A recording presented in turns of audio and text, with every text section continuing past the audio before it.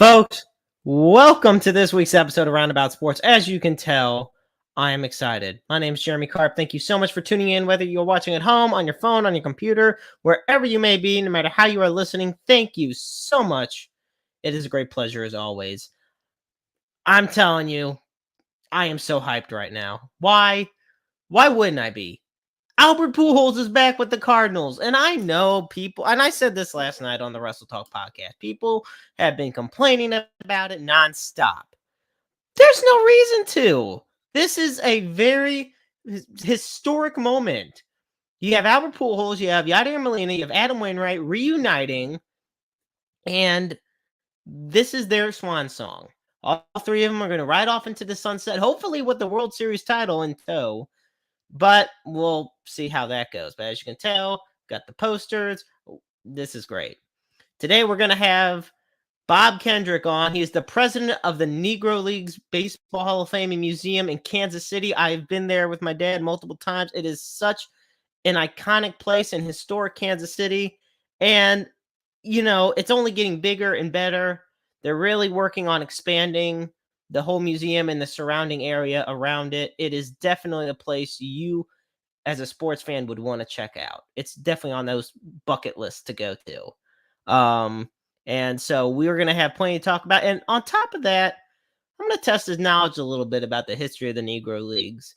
I have some good trivia in mind. So we'll see how he does. Of course, be sure to advertise with us on Interstate 70 Sports Media if you want to, because we do support local. Just direct message myself or Adam Frex of Talking Dynasty. You know, you can find us on Facebook or on Twitter. My Twitter handle's right there at JCarpSportsFans1. You can find us at Interstate 70 Sports Media on Twitter. This is on YouTube. You know, we're on Facebook with Roundabout Sports and Talking Dynasty and Interstate 70 Sports Media. We're growing every day, and we really want to help your business grow as well. So definitely be sure to check us out.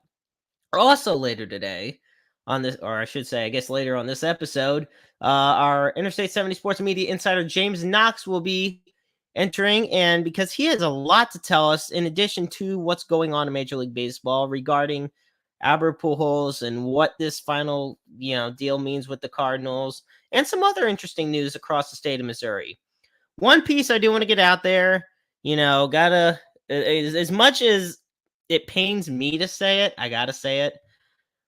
The Jayhawks have had a hell of a run in the March Madness.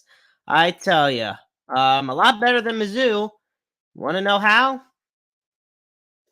Considering that Mizzou's never been in a Final Four and Kansas has been in a lot of them. Nevertheless, they got a battle this Saturday going up against number 2 ranked Villanova. So we will see how that goes for the Jayhawks. Meanwhile, the North Carolina Tar Heels and the Duke Blue Devils will be going at it. And I tell you, I really wanted St. Peter's to beat North Carolina. I figured, hell, my bracket was busted in the very first matchup when Kentucky lost. So we might as well have had the upset underdog go all the way.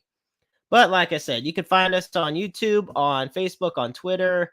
And yeah, that is the extent of all of that. Thank you all for tuning in. I will admit, out here in Missouri, it's been raining all day long. So we're going to make sure that Mother Nature doesn't stop this show. But hopefully we keep going strong. Alrighty. So we'll tell you a little bit about the Negro Leagues Baseball Museum in Kansas City. Okay. So let me tell you something. I can't even get my words out. It's in the historic 18th and Vine District in Kansas City. And it shares a building with actually the American Jazz Museum, which is another fantastic facility to go to. I'm telling you. It is a privately funded museum, and it's dedicated to preserving the history of Negro League Baseball in America. And it was founded in 1990, so this was its, I believe, 32nd year. And let me tell you, the collection they have in there, they have thousands of artifacts. And on top of that, one of the biggest attractions in there is they have this style baseball, this replica baseball field with bronze statues of Hall of Famers who also played in the Negro League, such as Jackie Robinson, Josh Gibson, Buck O'Neil, Larry Lester, and Satchel Paige, to name a few. And of course, we can't forget one of my favorites of all time, Cool Papa Bell. You know, definitely. And then you got Leon Day, Oscar Charles. There's just so many. And you know, there's just I can't do it justice. I don't even know why I'm trying to, especially when I have such an amazing guy who's going to be on just a couple seconds to tell us so much more about it. And folks, let me tell you, it's definitely something you're going to want to visit. Put it on your list, go down there. It's worth the trip. And it's time I guess the stalling's over with. All right, folks. It's time I introduce our special guest for the evening. He's the president of the Negro Leagues Baseball Museum. Prior to that, he was the museum's first director of marketing and was promoted to the vice president of marketing. He is also a member of the Missouri Sports Hall of Fame. And I'm telling you, he has done so much to help preserve the legacy of the Negro Leagues and so much history of baseball in general. It is such a pleasure to have him on, especially as a guy like me who is just big on sports. So, folks, a big round of applause, a big welcome to Roundabout Sports, the one, the only, Bob Kendrick. Hey, what's up, Jeremy? How are you? I'm good, young man. How are you? I'm doing all right. First, thank you so much for being on. It is a great pleasure to have you on. It's my pleasure. Happy to be with you. I'm repping my the classic 19 shirt with all the OG teams from the Negro Leagues on there. So Oh, very cool. I love it. So I guess the first question I'm gonna ask you is, how long have you been in the baseball preservation business?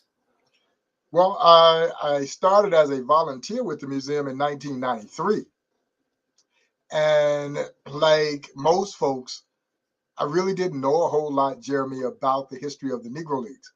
I considered myself to be a baseball fan, but when I got introduced to the Negro Leagues Baseball Museum way back in 1993, I quickly realized that I didn't know nearly as much about this game as I thought I may have known about this game, particularly coming from a fan's perspective. And I became enamored in it. It was literally love at first sight. The minute that I walked into that little one-room office that was then the Negro Leagues Baseball Museum, is not what we see at historic 18th and Vine today. Our roots are very, very humbling. Little one-room office, and I went in there. I remember the late Don Motley, who was then the executive director of this fledgling museum known as the Negro Leagues Baseball Museum, and I'm looking for it. And I walk in and I knock on the door, and he looks up, and I say, "Well, I'm looking for the Negro Leagues Baseball Museum." He says, "Son, you're standing in it." And it was just this tiny one-room office at that time, and that was my introduction. And like I say, I fell in love with it. I fell in love with the athletes who made this incredible story as well. And at that point, Jeremy, I just wanted to learn as much as I could, man.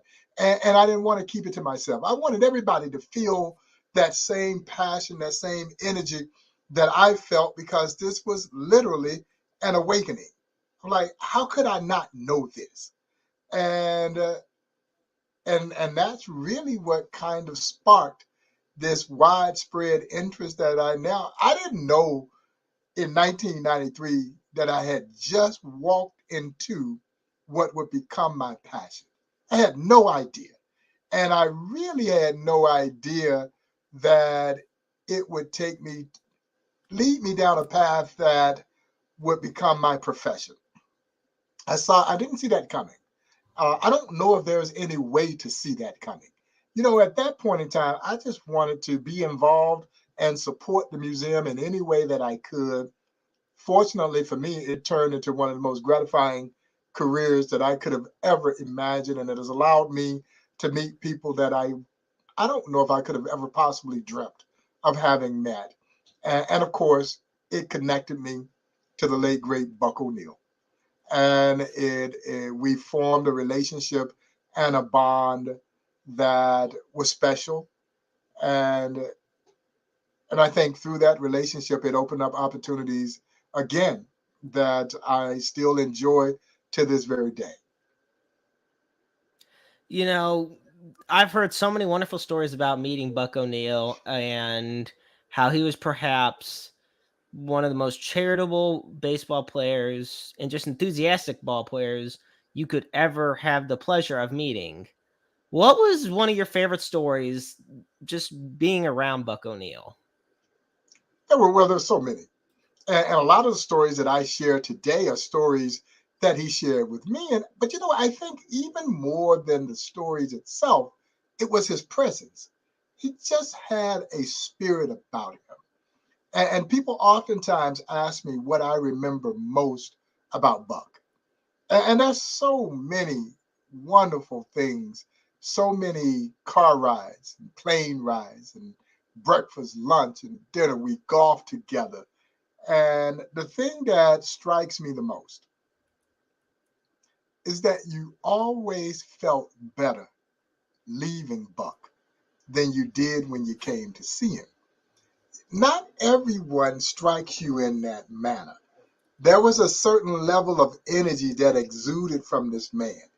And no matter how bad your day might be going, if Buck O'Neil walked into the room or you had an encounter with Buck O'Neil, you forgot about whatever those troubles were at that point in time.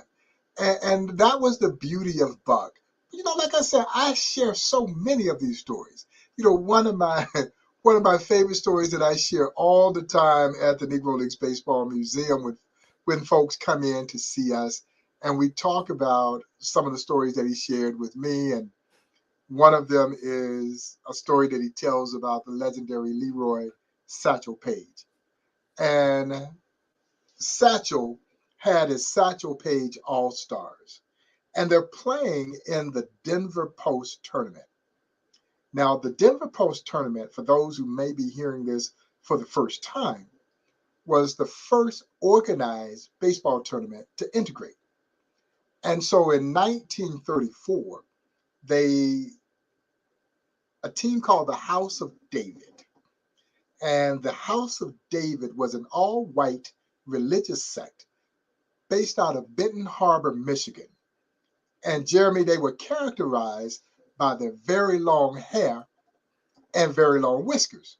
Well, they were mimicking David from the Bible.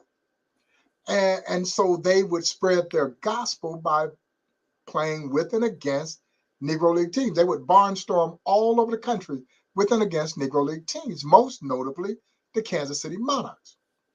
And so legend has it that the House of David decided to recruit Satchel Paige to pitch for them.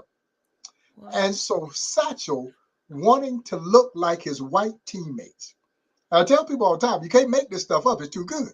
Satchel wanted to look like his white teammates, put on a wig and a fake red beard, and would strike out 51 hitters in 3 games. And the House of David would win the $7,500 prize money.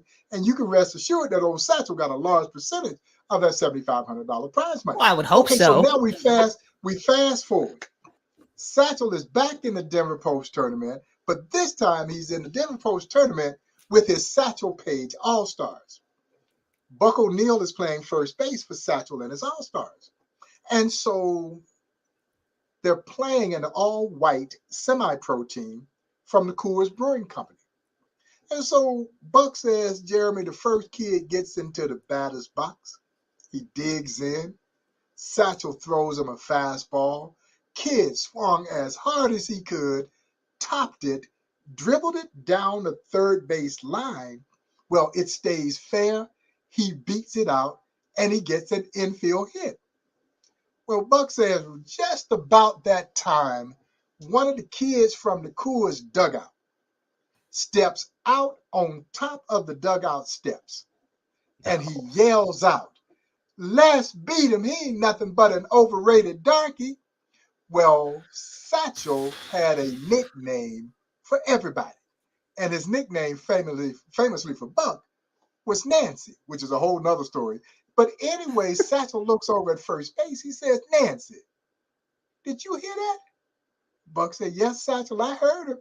He said, Nancy, bring him in. And so Buck is at first base. He turns and he motions for the outfield to take a couple of steps in. Satchel looks over at first base. He says, Nancy, bring him all the way in. Honest to God's truth. There were 7 guys kneeling around the mound. Satchel, Paige, and the catcher. And Satchel strikes out the side on 9 straight pitches.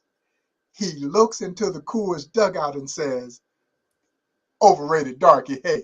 And of course, by now, the kid that said this was embarrassed. He was crying. All the guys came out to apologize to Satchel and his teammates.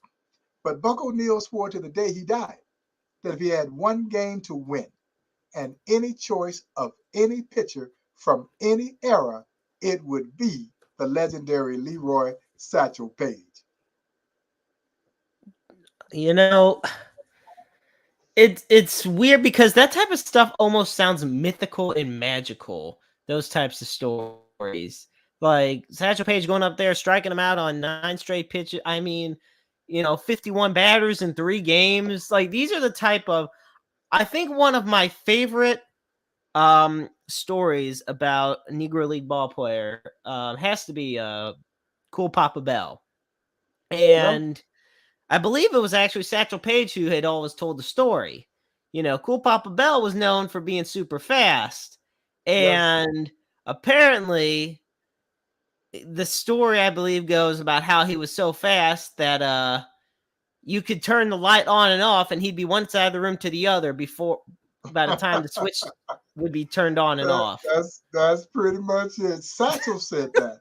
And that Cool was so fast that he could walk in a room, turn off the lights, get in bed, pull up the covers before the room went dark.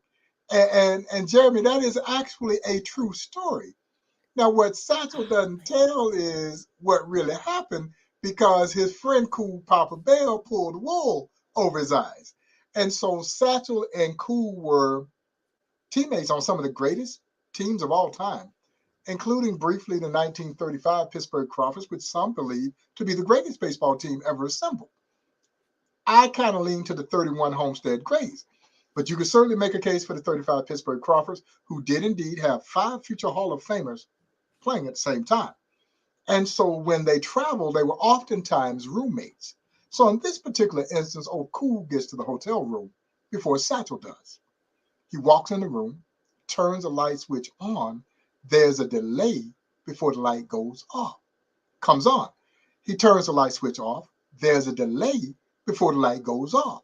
And old Cool says, When Satchel gets to the room, Cool is waiting on him. Roomie, I'm so fast, I can flip this light switch off, run over, hop in bed, cover up before the room gets dark. And Satchel's like, well, Cool, man, you fast, but you ain't that fast. And so Cool Papa Bell bet his meal money. And old Satchel took the bait.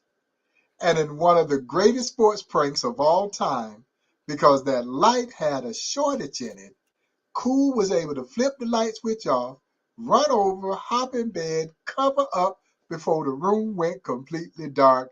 Satchel was so outdone that he just always told folks that Cool was that fast.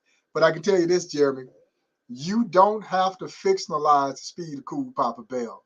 Cool Papa Bell once stole 175 bases in a less than 200 game season.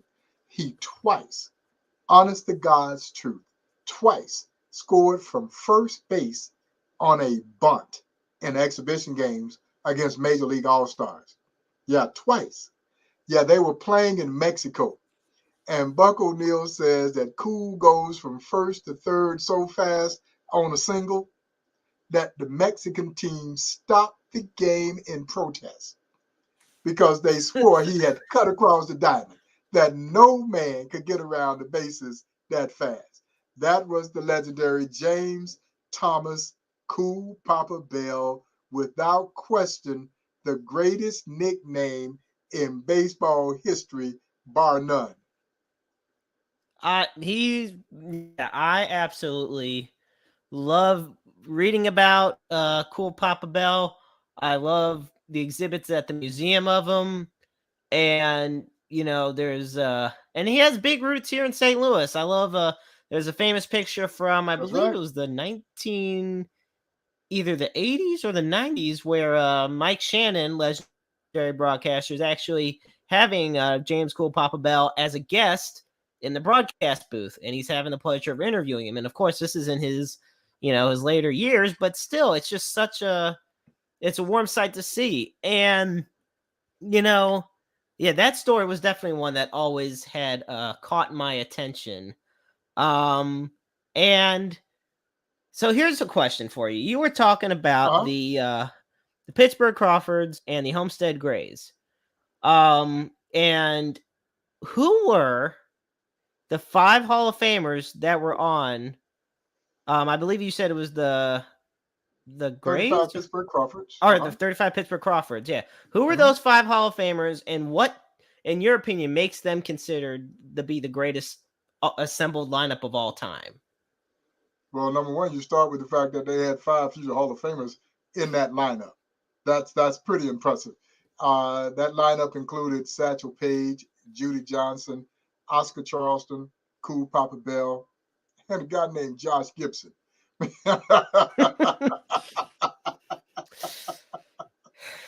It was indeed a dynamite team. The 31 Homestead Grays, though, would rival that. They had about 5 Hall of Famers, including a 6th Hall of Famer in their owner, manager, in Cumberland Posey. Cumberland Posey holds the distinction of a unique distinction of being in 2 sports halls of fame. He's in the National Baseball Hall of Fame and the Basketball Hall of Fame in Springfield. Cumberland Posey was an outstanding athlete himself. He owned the Homestead Grays, however, and so had Vic Harris, who was up for induction in December, gotten in. One other player that escapes my mind now, but it would have given the Homestead Grays as many as 8 Hall of Famers. So I'm partisan to the 1942 Kansas City Monarchs, which was a dynamite team, and they had one of the greatest pitching staffs, not in black baseball history, but in baseball history, and led by Satchel Paige and Hilton Smith, both in the National Baseball Hall of Fame.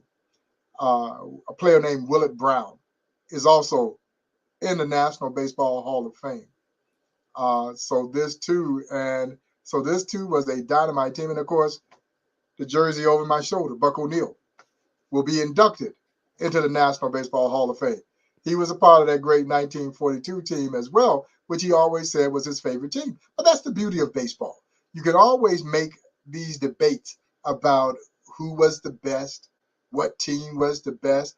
But I think both the 31 Homestead Grays, the 35 Pittsburgh Crawfords, the 42 Kansas City Monarchs would have rivaled those great Yankee teams of yesteryear.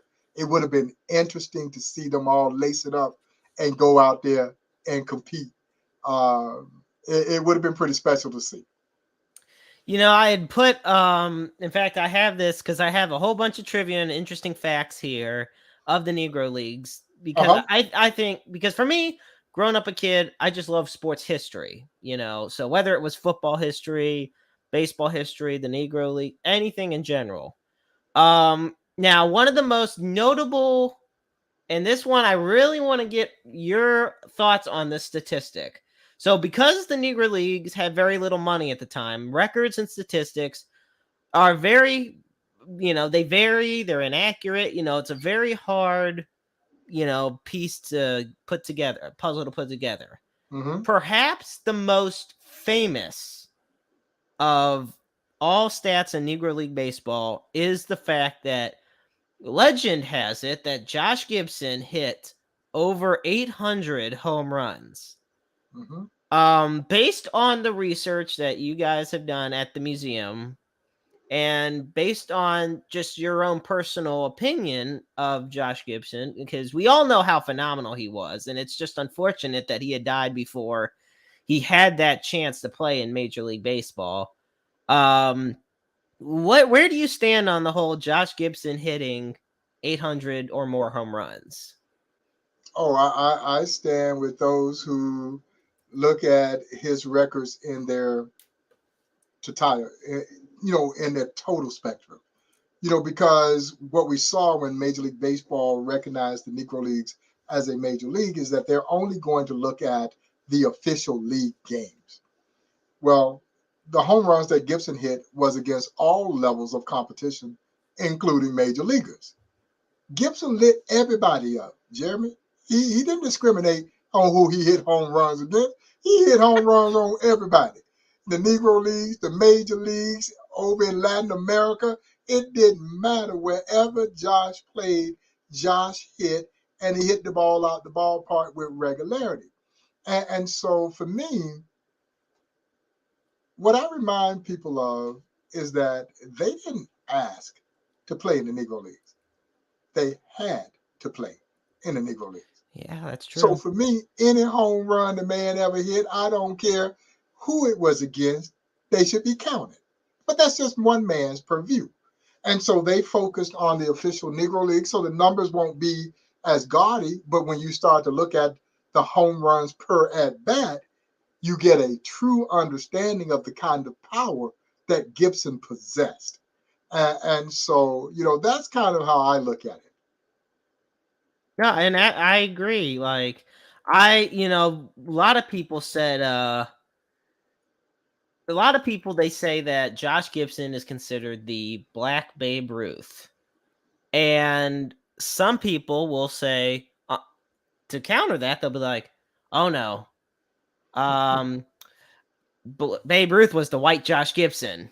Yeah, yeah. Because there were people that Yeah. had the pleasure of seeing both of them Oh, play. play. Yeah. And And that doesn't diminish anything from Ruth. no, it Ruth was doesn't. great. Ruth was great. And we, unfortunately, we have evidence of how great Ruth was. The players in the Negro Leagues, people didn't see them, and the records, as you mentioned, they were kept, but they were lost over time. And so you only have these oral accounts of these legendary stars for the better part. Now, granted, Negro League historians have done a tremendous job of going back, unearthing this data to provide some kind of quantitative measure for those who need statistical compilation in order to accept how great these players were. And so what we've seen through the years is that it was only natural that these Negro League players would draw a comparison to their white major league counterparts. And it was just their way of trying to help people understand how good those Negro League players were. So that's why you'll see, was he the black Babe Ruth, or was Ruth the white Josh Gibson kind of thing? Buck Leonard was compared to Lou Gehrig. So you're going to get that because you're trying to help people understand based on someone that they do know about. And so, and that's okay. Like I said, when I would hear Buck O'Neill describe Josh Gibson, this is how he did it. He said that he had the eyes of Ted Williams and the power of Babe Ruth rolled into one incredible package. See, you have to understand that Josh Gibson wasn't just a great power hitter. Josh Gibson was a great hitter who had power. Yeah, so he hit for average and he hit for power. And what makes it even more phenomenal is Jeremy, he was doing it as a catcher. Catchers don't do that. That's why I think, to me, there's no one to compare Gibson to, because he was playing the most physically demanding position on the field. And he was putting up incredible numbers, you know, with a position that just, again, it beats your body up. And he wasn't a good catcher. He was a great catcher. So Gibson, and to me, is in a class by himself. Oh, without a shadow of a doubt. Now, here's another interesting did you know that I put at the bottom of the screen.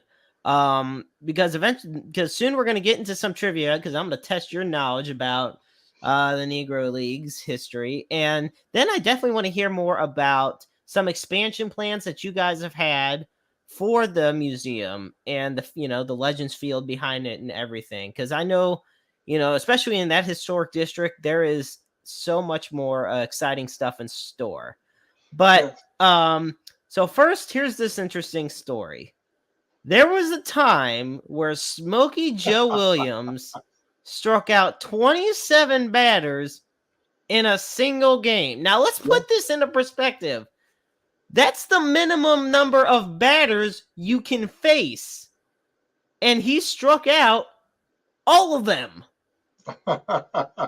Like, yeah, Smokey Joe what? did strike out. He struck out 27 in the game. I think the game went into extra innings. He ended up beating another legendary Negro League pitcher named Chet Brewer. Chet Brewer struck out 18 in that game. They were playing. They were playing under the lights, under the night lights that the Negro Leagues debuted. 5 years before they were playing night games in the major leagues, they were playing them in the Negro Leagues, and they were playing under the lights.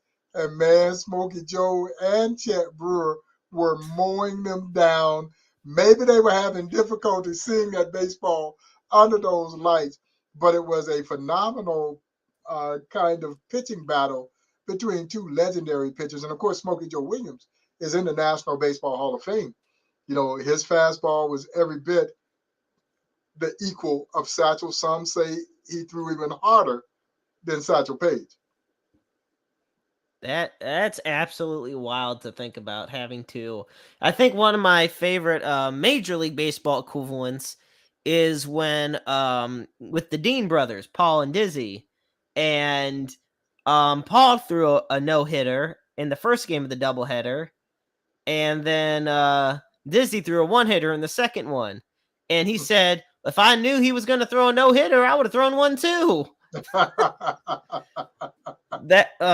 And see, that's the thing. Like, we don't get these types of stories in modern baseball. Like, these types of stories carry on decades later because the stuff we're talking about, the stories we're mentioning, happened, 80, if not longer, years ago. Exactly. And so for you guys that work at the Negro League Baseball Museum to be able to preserve all of this history and not just the stories, but the artifacts.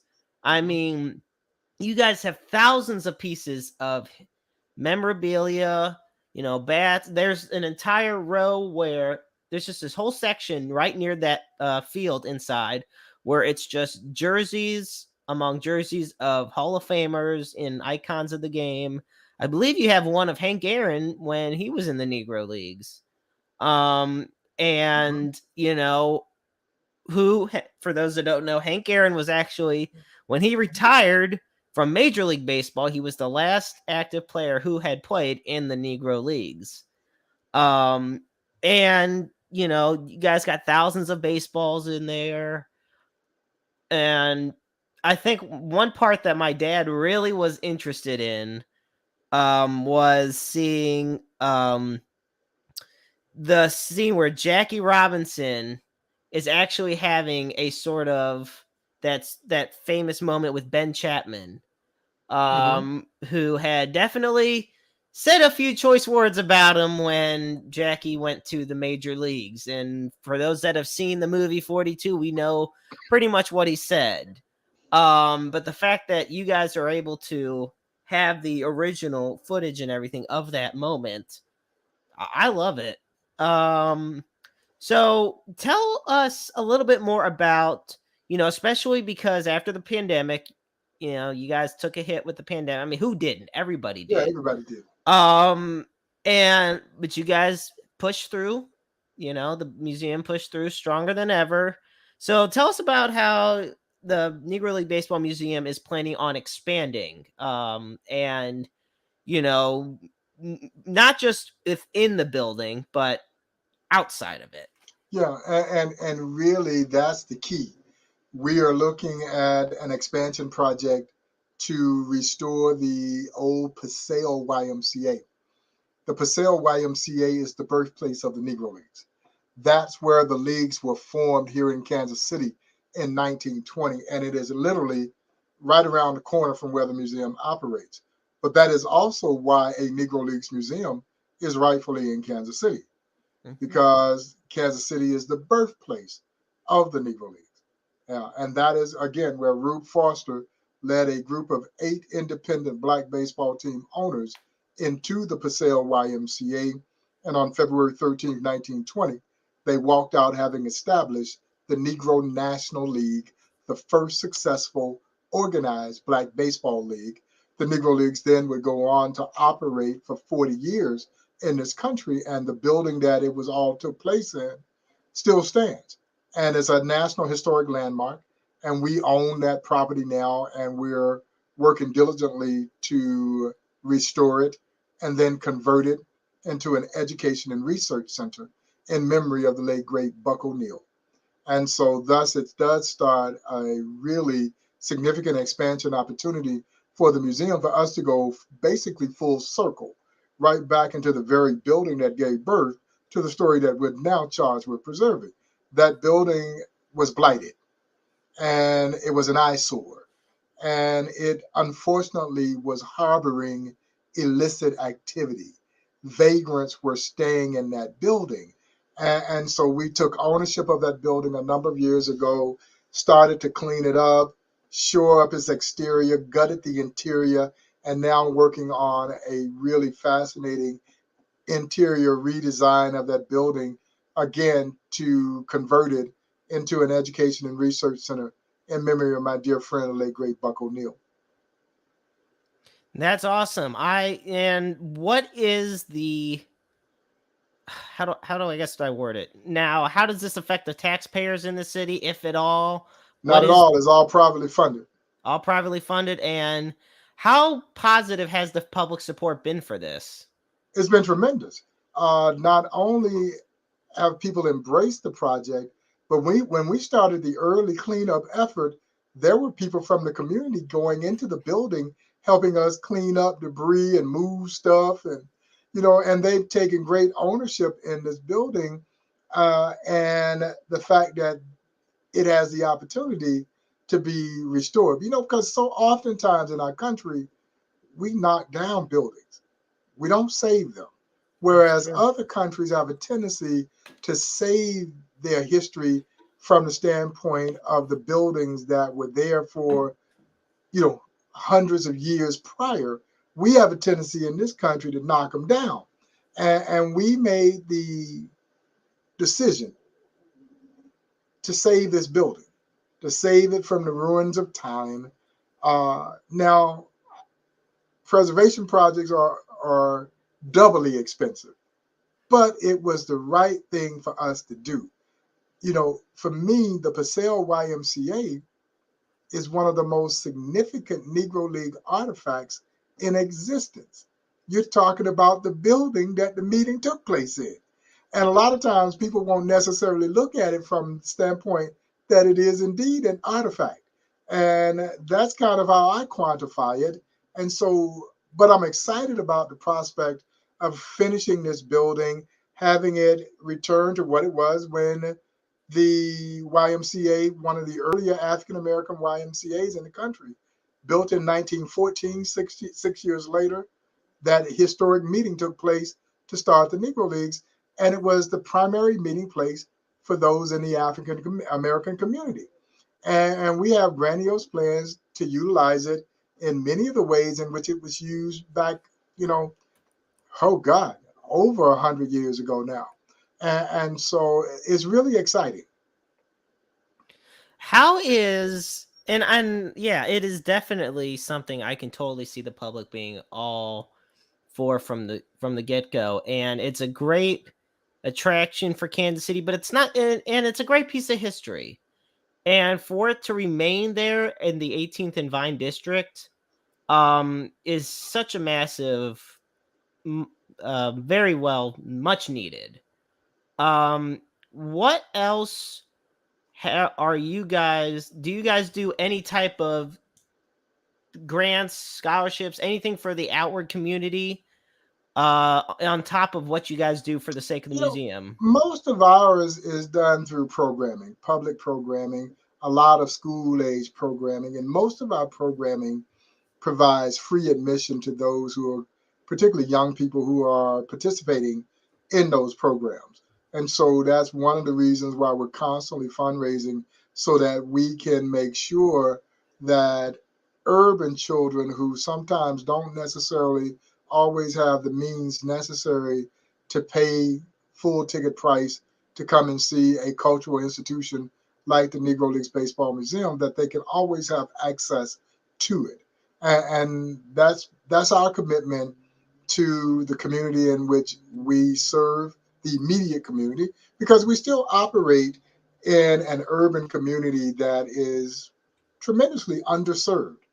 And we need to continue to make sure that people who are in our community have access to this museum. And that's been at the forefront of our existence from day one. We understand that we are a community leader, and in much in the way in which the Negro Leagues impacted the communities in which they serve, we have both a historical and civic and social obligation to do the exact same thing. And so we've continued to create programs and events that allow those who live, work, and play within the 18th and Vine community to have complete access to the Negro Leagues Baseball Museum. And it's absolutely amazing. And if where would somebody, whether it be myself or anybody listening, if they wanted to donate anything to the museum, where would they go to They can visit do us on that? the World Wide Web at nlbm.com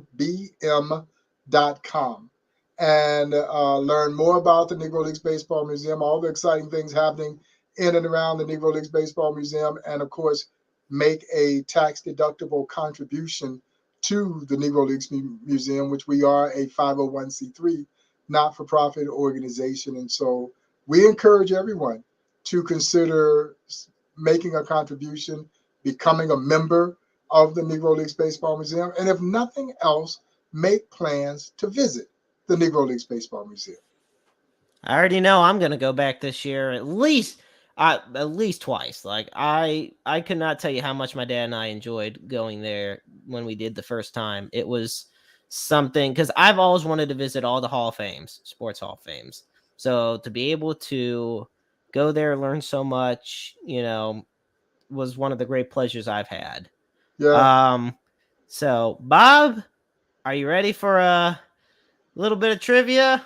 yeah, man, I'm terrible at trivia, but bring it on. All right, so here on Roundabout Sports, we are putting the president of the Negro Leagues Baseball Museum to the test. All right, Bob, question number 1. Who is considered the father of black baseball?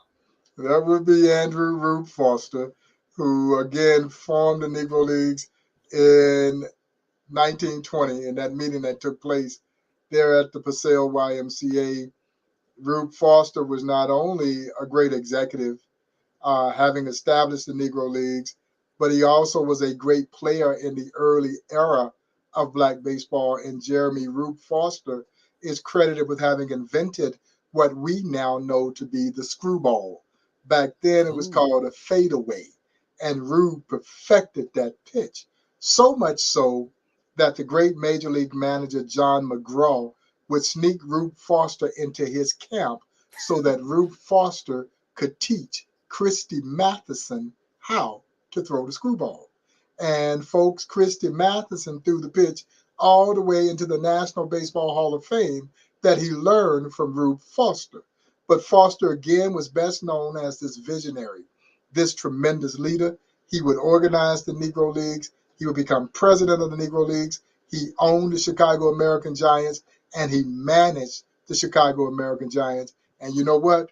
Rube Foster would have gone into the Hall of Fame. He would have checked all 3 boxes. There's not very many that I'm aware of in baseball history that checks off all three boxes as a Hall of Famer, as a player, as a manager, and as an executive. That was the brilliance of Rube Foster, the father of black baseball. That is correct, and then some. And I had no idea about Christy Mathewson learning the screwball from From Rube Rube Foster. Foster. Now, see, that is something because, I mean, Christy Mathewson won well over 350 games, I believe. So Mm-hmm. for the fact to learn it from the father of black baseball is outstanding. All right, now this one, I'm going to tell you right now, you're going to have to step down as president if you don't get this right. I'm just telling you right now. Question 2. Which Negro League team did Jackie Robinson play for? Well, I'm glad you're giving me some softballs because we're working right now to restore Monarch Plaza at the site of Old Municipal Stadium, which is where Jackie would make his home debut with the great Kansas City Monarchs, May 6, 1945. And honestly, about 3 months later, Jackie was gone. Yeah, Jackie was gone. By the time they got to the fall, Jackie had literally disappeared. His teammates had no idea where he was. Well, as we know, he had been summoned off to meet with Branch Rickey, where Branch Rickey and Jackie Robinson would orchestrate the move for him to become baseball's chosen one, the man that would break Major League Baseball's 6-decade-long self-imposed color barrier. But you're right, it all began right here in Kansas City, 1945, with the great Kansas City Monarchs. And I tell people all the time, that short period of time that Jackie spent here in Kansas City, Jeremy, he fell in love with everything that Kansas City is famous for: barbecue and jazz. He liked the ribs at a place called Old Kentuck Barbecue. Old Kentuck Barbecue would become the forerunner of the world-renowned Gates barbecue chain of restaurants that are so famous here in Kansas City. And of course, he fell in love with jazz, and New Orleans may lay claim to jazz, but Kansas City gave jazz its soul. Oh, I love it. That is, you are 2-0, my friend. I love it. And yeah, the Monarchs are famous. Probably, if not one of, if not the If most not, yeah. famous team in Negro Leagues baseball history. But yeah, when you think about it, yeah, Jackie Robinson was not there that long. No, he was there just for a brief period of time. And the interesting thing about Jackie's time with the Monarchs, had it not been for World War II, I'm not sure Jackie would have got invited to try out for the Monarchs, because the Monarchs had lost so many players to World War II. Their roster had been literally decimated by World War II. So Buck O'Neill is serving in the Navy. He played first base there for the Monarchs. Willard Brown, Hall of Famer, outfielder, he's in the Army. And Ted Strong, for those who might be hearing that name for the first time, Ted Strong, well, think Dave Winfield. For those of you who are baseball fans, Ted Strong was Dave Winfield before we ever knew who Dave Winfield was. Freakish athlete, 6'7", 230 pounds, played every position except for pitcher and catcher. He was a 6'7" shortstop, had great power, speed, great arm, and when he wasn't playing baseball, he starred for the Harlem Globetrotters. That's the kind of athlete that we're talking about in Ted Strong. He was serving in the Navy. Hank Thompson, who holds the distinction of being the only player to integrate 2 major league teams. Hank Thompson was the first to play for the St. Louis Browns, and he was the first to take the field with the New York Giants. He was in the Army. So if the Monarchs have their full roster intact, it's highly unlikely that Jackie Robinson would have ever gotten invited to try out. And how would history have been altered? Yeah, it's one of those mysteries. What if One of kind the of biggest what scenario? ifs. Uh huh. Awesome. All right, question number 3. Which team won the very first Negro Leagues World Series?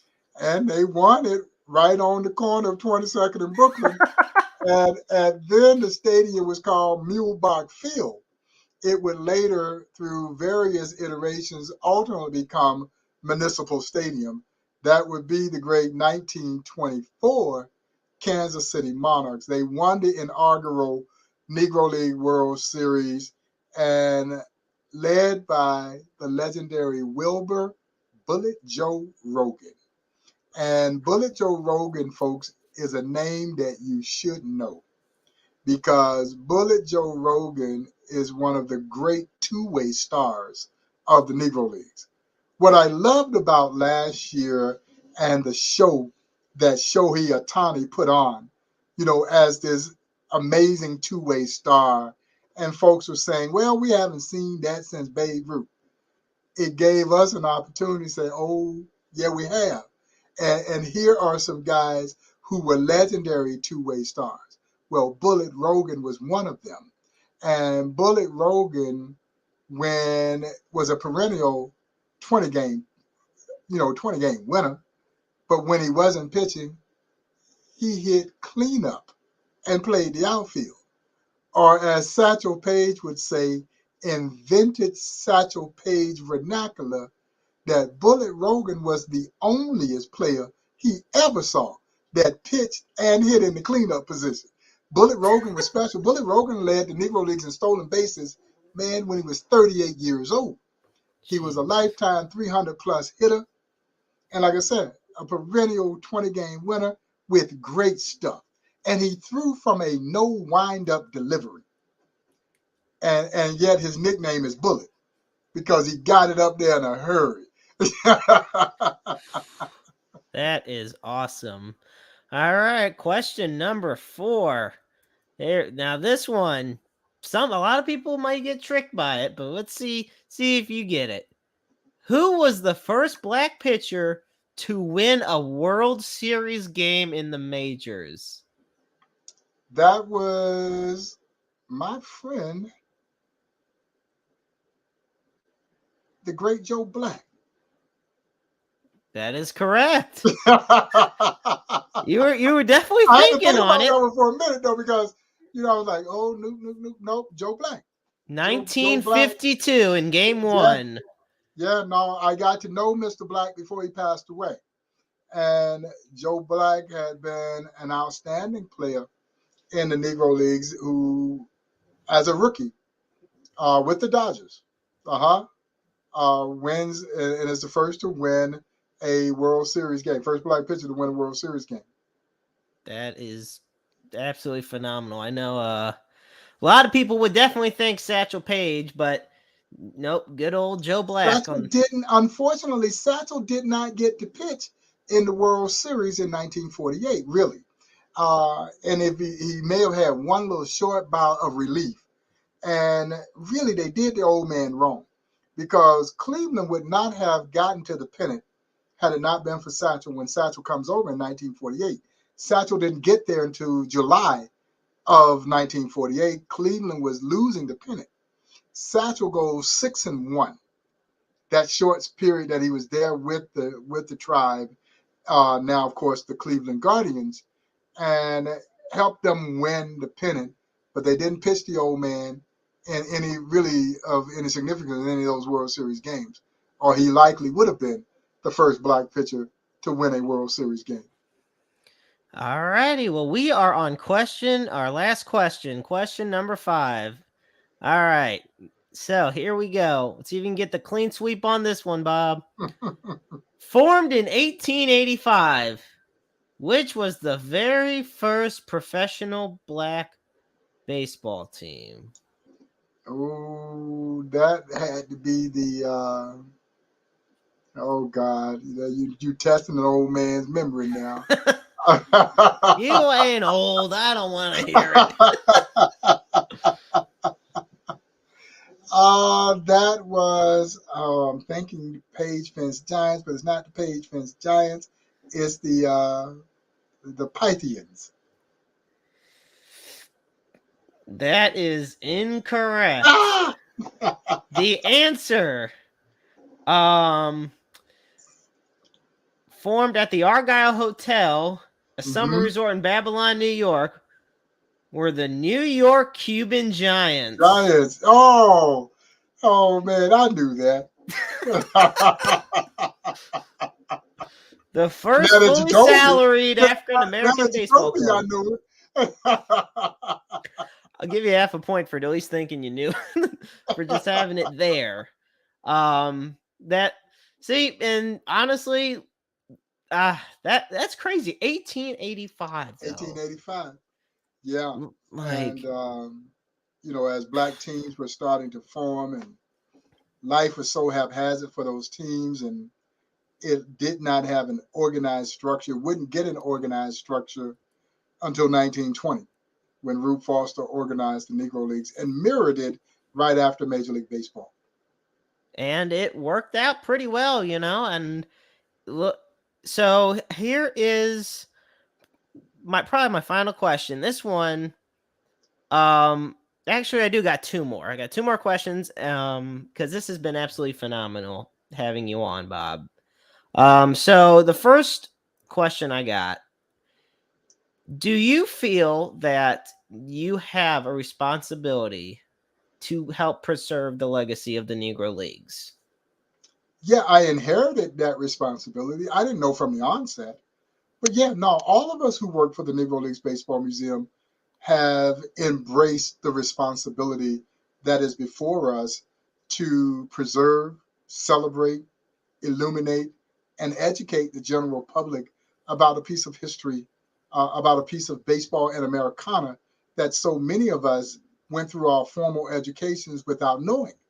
And we want to make sure and ensure that future generations not only have an opportunity to learn this story, because it has tremendously rich educational value, but to be honest, Jeremy, its inspirational value may be just as important, perhaps even more important. And it's important that our children have a place where they can come and learn something that the moral majority of us never had an opportunity to learn. And like I said, hopefully they will be inspired by, as I like to say, the pride, the passion, the perseverance, the determination, the courage that they demonstrated in the face of adversity. And I remind people that our story is not necessarily about the adversity. Now, we'll paint a picture for what life was like in this country during an era of American segregation for people of color. But our story really is about how they overcame the adversity. That's the real story.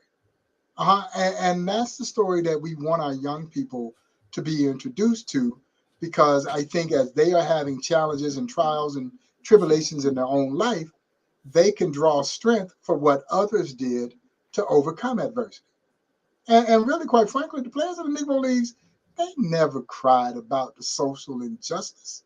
Man, they went out and did something about it. You won't let me play with you in the major leagues? Okay, I'll create my own league. And when you stop to think about that, that is the American way. Yeah, that is the American way. And that's why I say that the Negro Leagues, the story of the Negro Leagues, embodies the American spirit, unlike any story in the annals of American history. So even though America was trying to prevent them from sharing in the joys of her so-called national pastime, it was the American spirit that allowed them to persevere and prevail. And what's not to love about that story? Yeah, it's definitely one where you think so much, because when you hear about the baseball color barrier, you hear about segregation in general, a lot of things you're taught right away are, I guess you can say, the adversity, but not so much how the response to the adversity, how you push forward. You just look a lot of times, you're focused on what's keeping you back. But one thing that I love that you guys showcase at the museum is how these ball players pushed forward. Push And forward. Yeah. and I think the perfect point was when you said, "Look, yeah, all right, you're not letting us play in Major League Baseball? Okay. Yeah, I'm sure we'll have some exhibition games with you guys, but guess what? We got our own league over here and we're going to have a damn good time playing it." And the interesting thing about it is they built a league that was so good that they actually put themselves out of business. Yeah, it was so good that they put themselves out of business because at some point Major League Baseball realized, hey man, there's some talent over there and we need to bring it into the fold. And that's exactly what happened. Now the byproduct of that was that it put the Negro Leagues out of business. Yeah, and I was going to say that was another thing, people don't really realize why the Negro Leagues went out of business. It wasn't because of a lack of success. If anything, it was Because too of much success. success. Exactly. Which, in this day, you wonder, like, wait a minute, how is too much success a bad thing? Well, Yeah, back yeah. then it was because Major League, yeah. Oh crap! Wait, these guys are amazing at baseball, and Branch Rickey's already brought in Jackie Robinson, and Cleveland already has Larry Doby, so we gotta move forward, and it, and yeah, I love that. It's like it is unfortunate how it went out of business, but the reason it did, it Yeah. wasn't because the Negro Leagues were a failure. No, it was That's because one they thing were a I think. success. I think that's one And thing that really has to get across to yeah, younger and generations. in essence, the Negro Leagues became the sacrificial lamb for progress from a social standpoint. And we're reminded that progress always comes at a cost. And for many Black businesses, it paid a dear cost for what others had deemed progress. But it moved us in ways socially that we never ever, I'm not sure we ever dreamt possible. And so, but that progress absolutely came at a cost. It did. And so for my final question, you guys at the museum have people of all generations, of Mm-hmm. all races, all religions. Just it's a melting pot of visitors. I believe you guys, oh gosh, I don't even know how many millions of visitors you guys get each year, but it's way up there. Now Um we get a lot of people that are coming. The last couple of years, like you mentioned early on, has been difficult. The pandemic certainly cut down the number of people who were getting out and about for anything, no less going to museums and taking advantage of the cultural institutions. But as the pandemic, as we're kind of is loosening its grip a little bit, people are getting out. They feel confident getting out again, and we're starting to see people start to make their way back to the Negro Leagues Baseball Museum, and hopefully some of the things that we have planned over the course of the year will enable us to see an incredible increase. While I'm saying this, I want to tip my cap to my friends over at the Kansas City Royals and Royals Charities, who during the month of February made the Negro Leagues Baseball Museum completely free for any and everyone who wanted to visit. And I'm thrilled that over 7,000, almost 8,000 people in the month of February alone took advantage of that incredible offer. It was an unprecedented offer and a tremendously generous gesture by my friends over at the Kansas City Royals and Royals Charities. I remember you were sharing with me for that how busy you were in It was February crazy. just because you had to go out and about because the whole month of February it was free.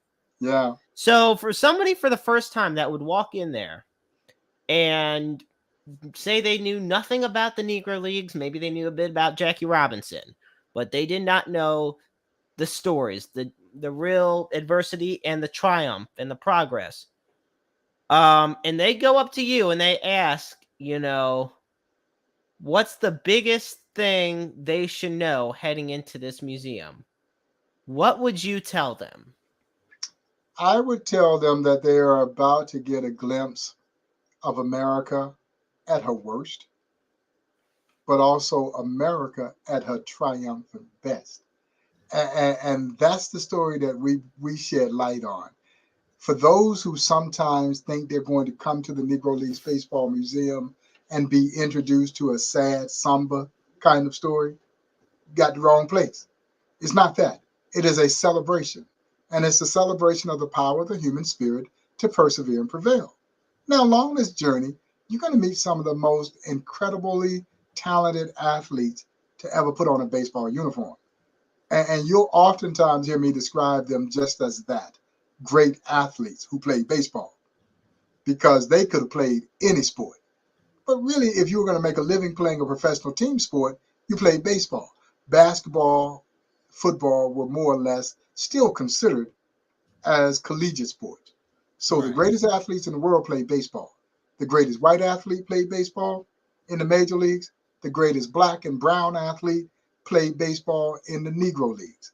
And so when you walk through there, you're going to meet some of the greatest athletes to ever play this game. By the time you walk out, you're going to walk out with, I believe, to be an even greater, deeper, richer appreciation for just how great this country really is. I absolutely love it, Bob. I just want to thank you so much for being on. Um, kind of do one last plug about the Negro League Baseball Museum. Yeah, no, absolutely. Like I said, to find out more information or to support the Negro Leagues Baseball Museum, please visit us on the World Wide Web at nlbm.com. If you're on social, you can follow me on Twitter at nlbmprez, Prez. That same username on Instagram. The museum is NLB Museum KC on both Twitter and Instagram. And so please, you can follow me in the museum, find out everything that's happening in and around the museum. And of course, check us out on nlbm.com. All right, and it's at the bottom of the screen at www.nlbm.com if you want to get more information. And Bob, you have done an outstanding job. The staff at the Negro Leagues Baseball Museum has done an outstanding job. I want to thank you so much for being on this evening.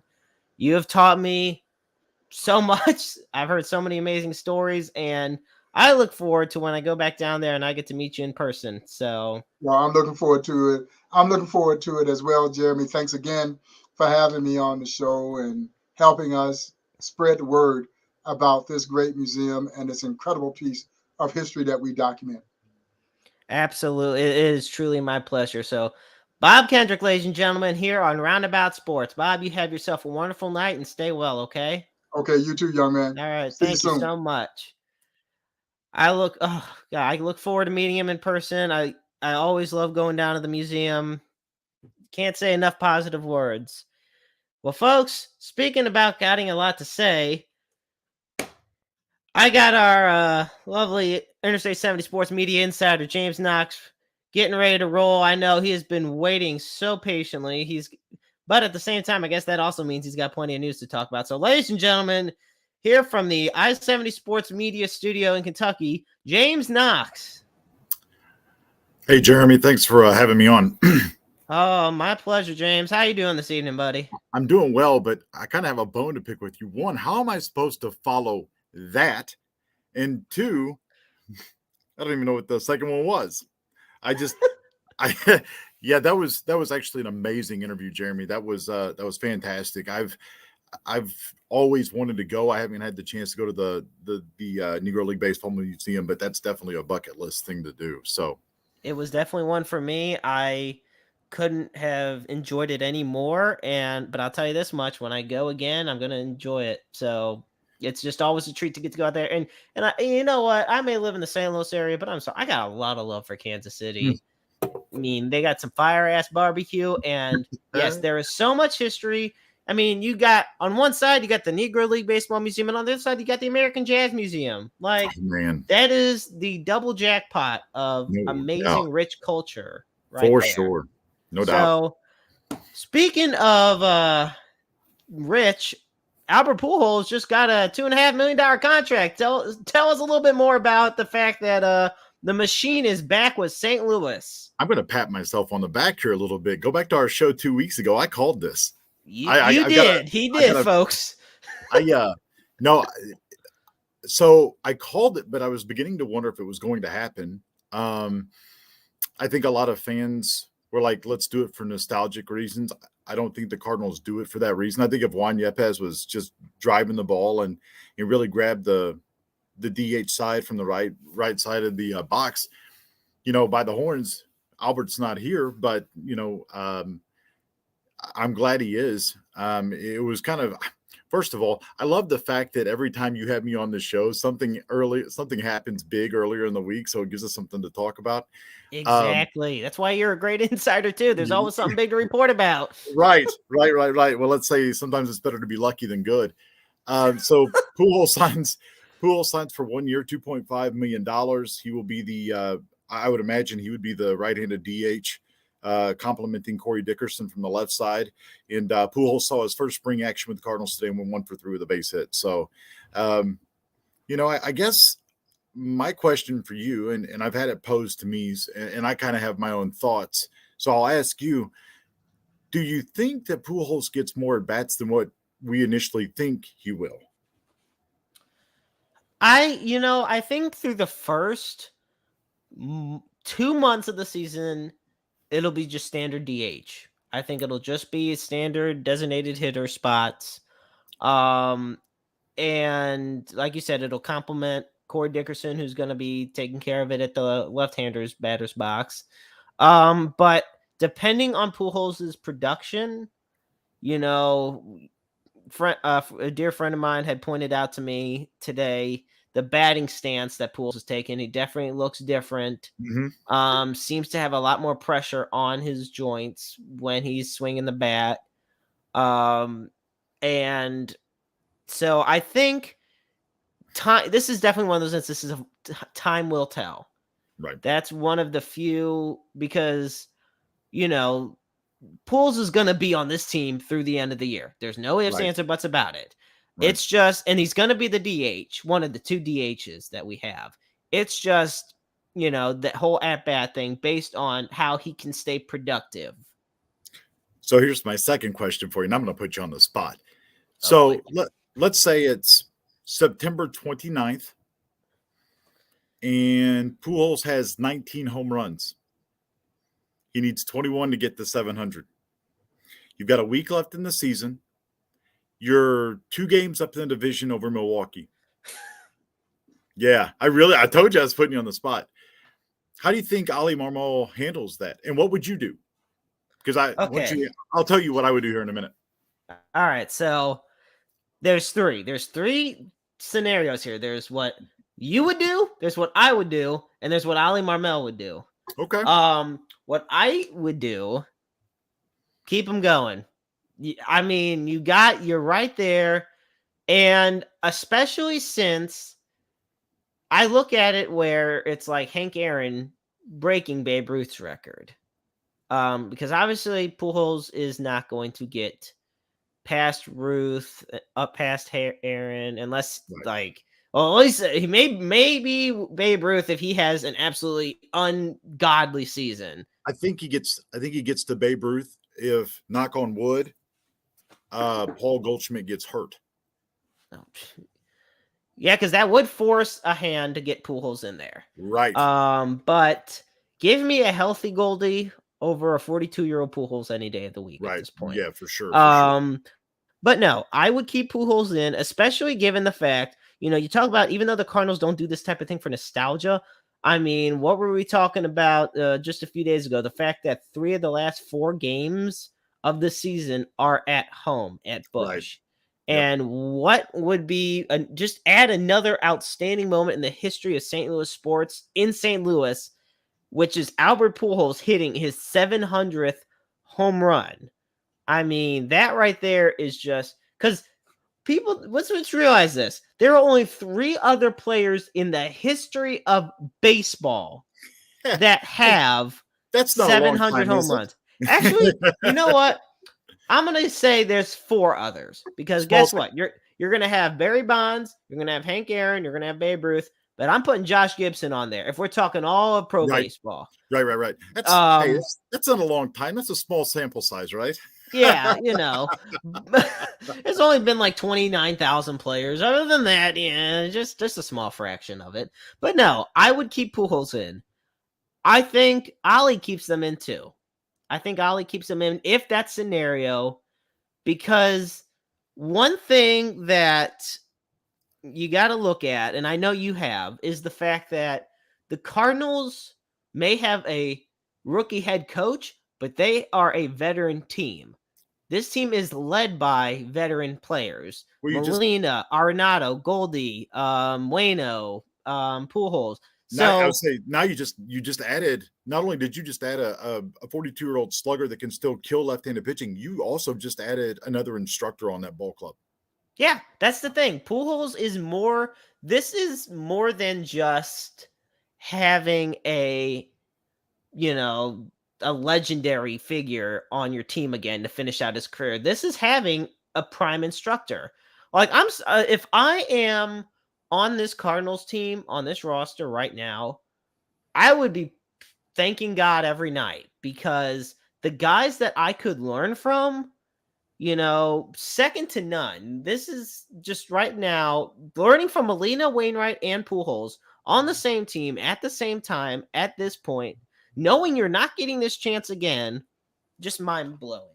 What would you do, James? So I'm with you. Pujols plays. But if I go into Pittsburgh, the last 3 games, the series that was taken from the front of the season and put to the back, those last 3 games played at PNC Park, and I'm in a war, still trying to get a playoff spot, and Pujols has been struggling at the plate, I don't think he sees any plate appearances. And if I'm a manager, I can't. Because ultimately we're here to win games. The good thing is obviously that last game of the season at Busch, which is against the Pirates as well. That's before they take off for Pittsburgh. I think I'm going to set it up to where Wainwright, Yachty, and Pujols are all in the lineup, because, obviously you want, the regular season finale of Busch, definitely different than, playoff games at Busch or whatnot. Cause those are just, you may think it's your last game or it's not going to be your last game, and it could be, but nonetheless, I'm going to have him in the lineup as well, unless I'm getting into a spot where I've got a couple of tough right-handed pitchers on the mound and he's struggled against them, or the numbers say he has. I'm also going to go with eye test. If he, let's say, okay, here's an example. Opening day, let's cheer for Jose Quintana to be the starter on that opening day game, April 7th at Busch for the Pirates. He's a left-handed pitcher. You have Pujols in the lineup with Wainwright and Yachty all on opening day. Generally it's Willie McGee who gets the largest ovation on opening day. I don't think he gets it this year. I think it's going to be Pujols. But it's just interesting. Ali Marmol had made a comment. This was, I guess, last week. I was watching the spring training game on Valley Sports, and they were talking to Dan McLaughlin and Brad Thompson were interviewing him. And Ollie has come out and said numerous times that he likes the way the Giants did things last year, where they have all right-handers or all lefties and can match up throughout the game. You've got a tough lefty like Kershaw. Let's say Kershaw or Urias for the Dodgers is on the mound. You could start with ultimately a right-handed lineup, and then they bring in a lefty later in the game, or they've got a couple lefties you're going to face. It's almost like a hockey line change. You start bringing in all of your left-handed hitters, and Ollie said he really, liked doing that in numbers, and of course the sabermetrics and all of the, the WAR and any other sabermetric you can come up with. I always like to call them nerd stats. They point to the matchup being favorable to do that. So, I honestly, to be honest with you, I thought before they went and got Corey Dickerson, I really thought we were going to see a return of Matt Carpenter, because you could have had the left-handed, platoon player, even though I think that name, now that he's signed with the Rangers, is kind of sacrilege. Nobody wants Matt Carpenter back. But I think that's kind of how the Cardinals want to do things. And when you had the lefty DH option and Corey Dickerson, who can also play the outfield and give days off, now you've got the right-handed supplement to that, where if Goldie needs a day off of his feet and not playing defense, he can still be in the lineup as your DH, but Pujols can play first base. Even though he's aged a little bit, his range is still there. And of course, he's one of the hardest workers, day in and day out. That's where he got to be where he's at. So I'm looking forward to it. I know that we say it wouldn't be for nostalgia or putting butts in the seats, but I'll tell you what, if you thought it was hard to get a ticket to Busch Stadium before, have fun with that now. Yeah. And I was looking at opening day tickets because I was like, even if I got in at the very top of the stadium, no, those things like quadrupled in prices on the secondary market once Pujols was signed.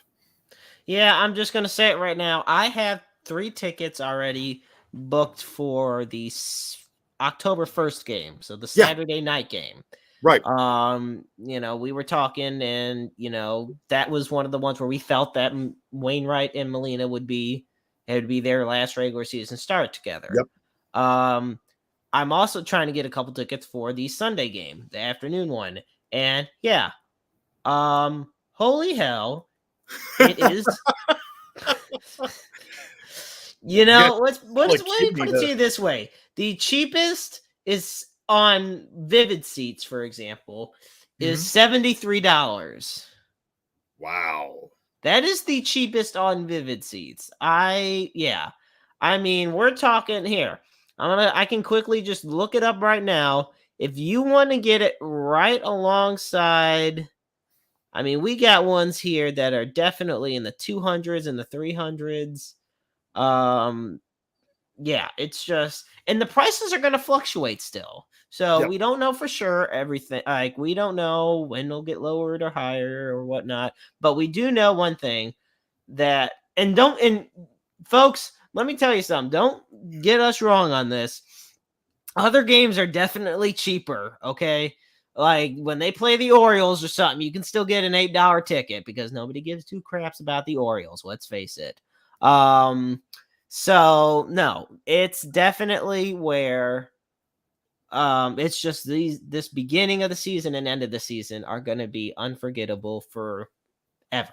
I looked at buying Cardinals Yankees tickets for the first weekend in August. Oh God. Right. So the late father-in-law was a huge Yankees fan. There is still hanging down here in the man cave, just signed pictures of Mattingly and Paul O'Neill and a big plaque of Mickey Mantle and like framed Yankees jerseys. And so I was like, a little bit of nostalgia for me there. So let's look at that. Yeah, I may have to sell a limb or other appendages to be able to see that series. But yeah, so I wanted to get into some thoughts too. Of course, we could talk about Pujols all night, but looking at what the lineup would look like for the Cardinals as we go into opening day. And I don't know how much you've been able to keep up with spring training, but we had talked before about Tommy Edman being the leadoff guy or getting the majority of the leadoff at bats this year. Tommy is struggling mightily. He's 1 for 19 in spring training. It's kind of hard to imagine that I want a batter. I mean, his defense is great, but it's hard to imagine that I want a hitter that's hitting well below the Mendoza line, even if it is spring training, leading off for me the majority of the time, especially when Dylan Carlson is having a good spring, and even Harrison Bader. Bader looks really good this spring. So your thoughts? Do we stick with Tommy Edman, and we can kind of go throughout the lineup 1 to 9 here real quick, but your thoughts on Edman?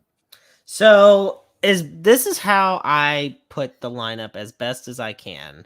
And okay. I know I'll probably miss a spot here or there. But definitely for my first 4. So we'll do my 1 through. I'll actually just do as many as I can. We'll do it until I can't. So at my leadoff spot, I got Dylan Carlson. Okay. Carlson has a chance for a real breakout year. You put him up there, and yeah, the pressure will be on him in a second year and everything, but I think he can manage. Okay. Edmond, you put him in the 2 spot. By putting him in the 2 spot, in my opinion, I feel that there will be, there's that there's that comfort, that cushion for him. So my question for you is this: if let's say you've got a lefty on the mound, does that change who you have in the 2-hole? And I'll tell you why here in a minute. Yeah, it'll probably change who I have in the 2-hole, but I figure and it's hard to say when Edmond is literally 1 for 19 in spring training, right. But I've always, whenever I've put lineups together, whether it be, with a rec team or hell, just in baseball games, okay. I always want the guys that get on base first. I want the guys with the high on base percentages to kick it off.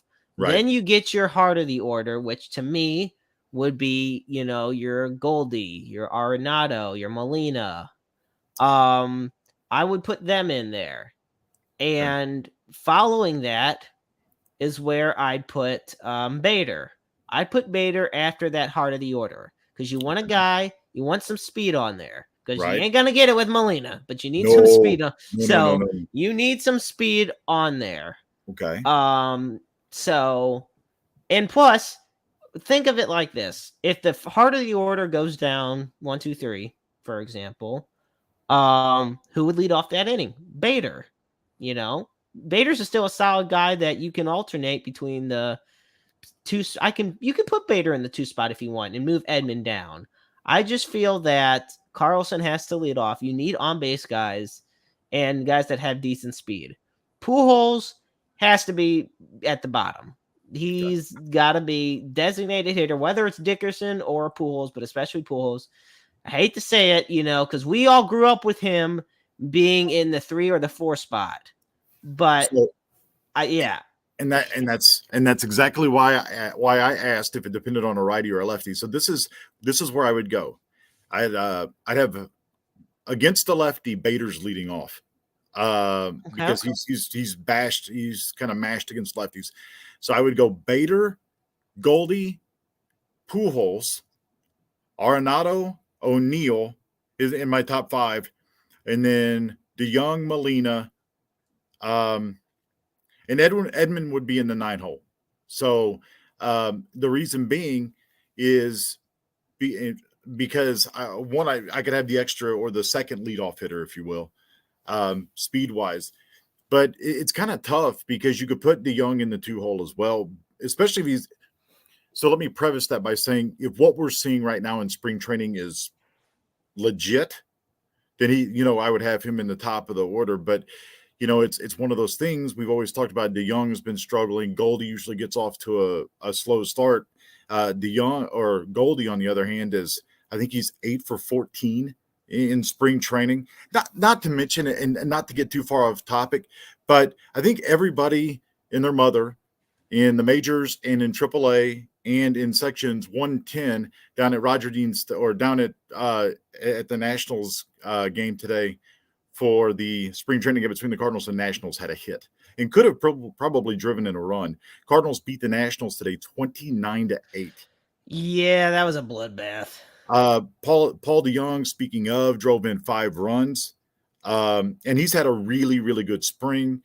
So obviously you're not looking at Nolan Gorman playing on the middle infield. He was sent down today to minor league camp, and he's really struggled as well. They said that it seemed like every time he would come to the plate, he was trying to do too much. And me and you both know from being around the sport for a long time, playing the sport, still being involved in it, the more, and it's the same as a golf swing. The more you try, the harder you try, the more you push as you are trying to attempt to get a good swing off, you're going to throw something out of whack. Your mechanics are gone, and ultimately you're trying too hard and you struggle even more. So it does look like it's going to be Edmond and DeYoung up the middle, but I don't know what to make of Tommy Edman. He kind of struggled near the end of last year. And while his on base percentage has been high, he's swung, man. He has swung at a lot of bad pitches in spring, and his walk ratio is down too. So that kind of concerns me that maybe, hopefully this doesn't affect his defense, but maybe Tommy Edman was kind of a one-hit wonder. So I hope that's not the case, because you ultimately, let Colton Wong walk. Say that 5 times fast. To keep Tommy Edman and go forth with him, because it was his job. So, pitching rotation, I'm still concerned about, extremely concerned about. Not so much on the back end. Jordan Hicks looked great in his first action the other day. Threw primarily fastballs, hit 102 twice. And he looks really sharp. I think he breaks camp and heads north with the Cardinals. Rotation wise is my concern. Obviously, Flaherty, we're not going to see him for at least a month. Alex Reyes may not be back until mid-June, if at all, this year. So you're looking at Wainwright, Dakota Hudson, Miles Michaelis, Steven Matz, who got beat up the other day, and then probably a Drew Verhagen, who we made this joke 2 weeks ago that I had to look him up too. He's had an exceptional spring, and he's got a really live arm. His last start, he did give up a couple home runs, but the once famous and will live in St. Louis Cardinal lore forever, Bob Gibson says that's fine. Solo home runs won't kill you. So Verhagen looked good too. So, Ali Marmol has made the comment that he's not sure he's going to go with a certain closer. It may be closer by committee. You've got a lot of live arms down there if that's the case. You think about Hicks, you think about Gallegos, once you get Reyes back, plus you've got 2 guys in TJ McFarland and Ryan Helsley that can get you ground balls. So, the inherited runners percentage down last year was top notch, especially for McFarland, who was more like Houdini and pitched himself out of jams more often than not. So it's just that starting rotation. I think we need depth. They talked about going out and taking a look at maybe Sean Manaea from the A's or Frankie Montas and trying to make a deal. The A's countered with, well, if you want either one of those, then the first person we're going to bring up is Matthew Liberatore. And the Cardinals said, yeah, you can go chase yourself. Right. My last question I got for you, James, and this involves the rotation because you've been keeping a big track on it. And I think the biggest thing is the fact that the injuries have taken their toll. Reyes and Flaherty specifically were supposed to be, those core pieces for us. Because everybody's, back, I guess to use another cliche, everybody and their mother knew what Adam Wainwright was going to do this year. He was going to be that solid, stud that he always is. So looking at the rotation now, the one you just gave me, and taking into account, let's say Reyes doesn't come back this year. Because honestly, I'm at the point of pulling the plug on the whole Alex Reyes experiment. Because every year we're at this point where, and I'm not saying injuries are his fault, but injuries are detrimental. And you can't base your future off a player that's always injured. And so what I want to ask you is, out of the guys that are in the rotation right now, and I'll give you the floor on this one, who do you think has the most pressure on their shoulders? Wow. What a question. Boy, you waited till the very end to hit me with that RKO out of nowhere. So this is what I'll tell you. Looking at it, and really, I'm going to say this. I can't believe I'm saying this. I wouldn't have said it 3 months ago. You almost wish you would have kept Carlos Martinez and let Alex Reyes walk. So the most pressure. So in reality, it's probably a Steven Matz who comes in, says he wants to be a workhorse, has the workhorse mentality. And because he's the acquisition who just signed the huge extension, it's probably Steven Matz. Now, let's see how to put this. The person who will put the most pressure on themselves will be Adam Wainwright. Wainwright, by the way, talking about chasing numbers and numerical stats, is 16 wins away from 200, even though we all know that, or we all under the assumption that due to sabermetrics, the pitching wins don't matter anymore. They do to me. You're talking about, well, he's still around in the 6th inning, and he's got a chance to win a ball game. So ultimately, you are not winning any kind of trophy without wins. Steven Matz, though, going back to him, the lefty, I would say he's the one that probably has the most pressure on him, simply because he's the newest acquisition. He signed a big money extension, and he has something to prove. Remember, he was injury riddled last year as well. He's bouncing back. Dakota Hudson has pressure on him as well. He came back last year for those 2 weeks. He looked great coming out of the bullpen. He wants to reestablish himself as well. Michaelis, Michaelis has really struggled. He's thrown in 9 games over the last 2 years. We know about his arm issues.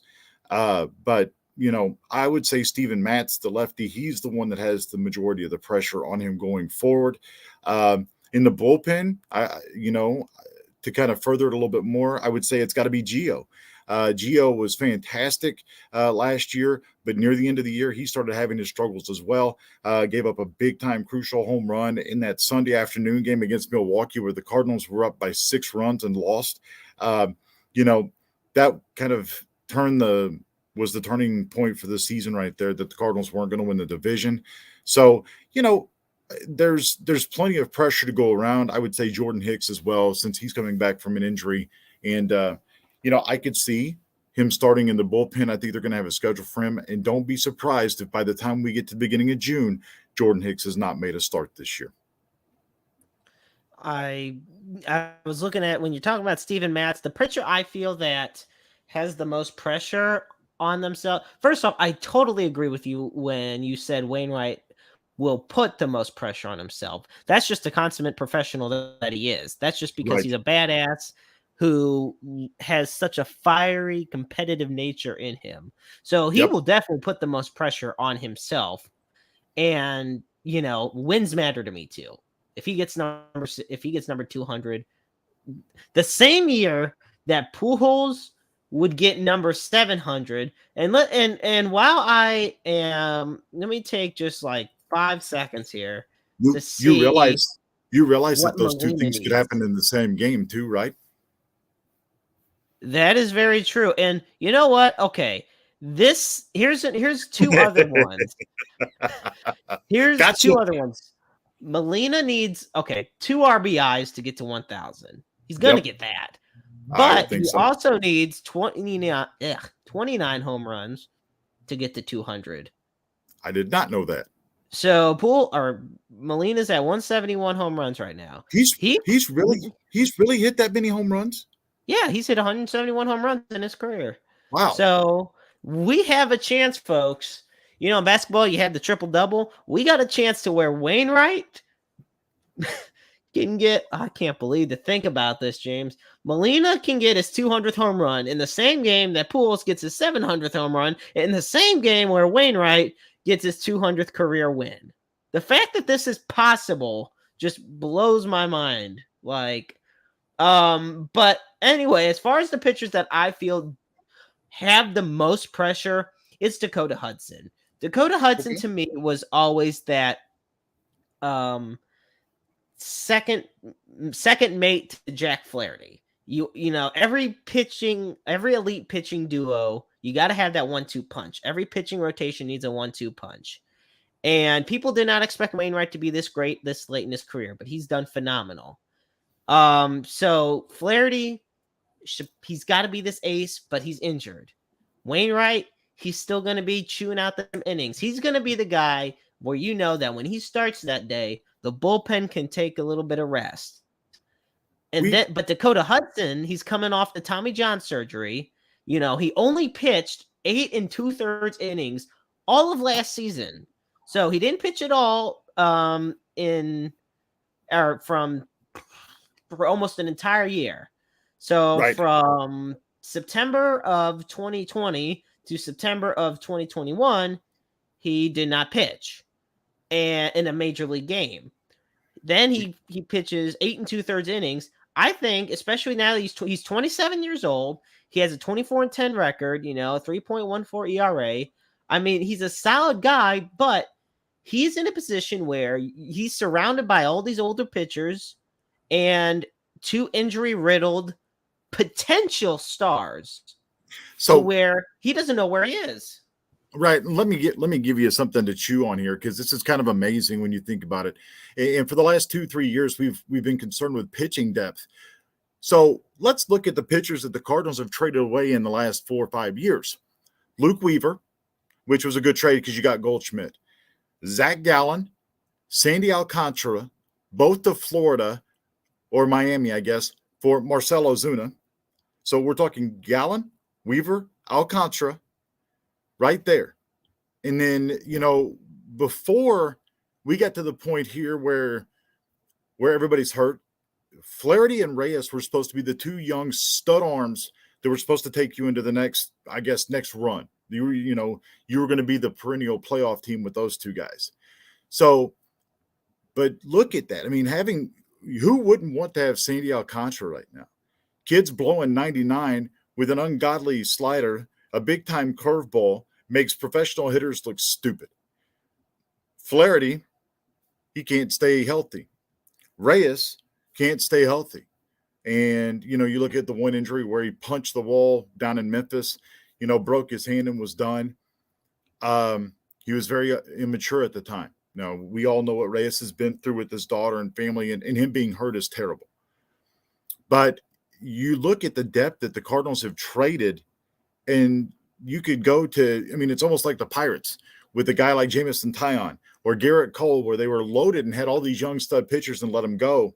That Marcell Ozuna trade, Ozuna was great for a little bit, but I'd love to have those pitchers back. You give me Gallen and Alcantara back over him any day, especially knowing what you know now, where it's hard to find, draft, and develop young arms.